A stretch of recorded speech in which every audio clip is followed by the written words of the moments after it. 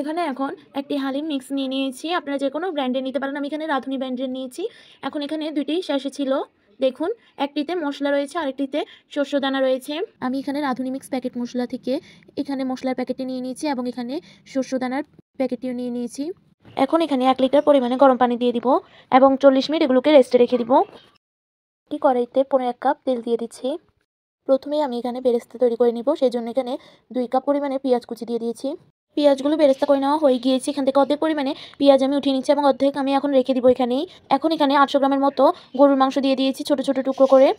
এখন এখানে ১ টেবিল চামচ লবণ, ১ টেবিল চামচ হলুদ গুঁড়া দিয়ে দিয়েছি। ১ টেবিল চামচ মরিচ গুঁড়া, ১ টেবিল চামচ জিরার গুঁড়া। প্যাকেট মসলা থেকে যে মসলাগুলো নিয়েছি সেখান থেকে এখানে কিছু পরিমাণে মসলা দিয়ে দিচ্ছি। আর এই বাকি মসলাটা পরে ব্যবহার করব। এখন মাংসগুলো ভালোভাবে কষিয়ে নিতে হবে। এখন মাংসগুলো ভালোভাবে কষানো হয়ে গিয়েছে। ২ কাপ গরম পানি দিয়ে দিচ্ছি। এখন এগুলো সিদ্ধ হওয়ার জন্য ঢেকে দিচ্ছি। এখন ২০ মিনিট পরে দেখাচ্ছি। দেখুন এগুলো সিদ্ধ হয়ে গিয়েছে। ৪০ মিনিট পরে এখন ডাল এবং চালের মিশ্রণটিকে দিয়ে দিচ্ছি। এখন ৫ মিনিট ডাল এবং চালকে এভাবেই রান্না করে নিব। এখন এখানে প্যাকেটে থাকা বাকি মসলাগুলো দিয়ে দিচ্ছি। এখন এখানে স্বাদমতো আমি আরও কিছুটা লবণ দিয়ে দিয়েছি। এখন আমি এখানে ২ লিটার গরম পানি দিয়ে দিব। এতে করে ডাল, চাল এবং মাংসগুলো ভালোভাবে সিদ্ধ হবে।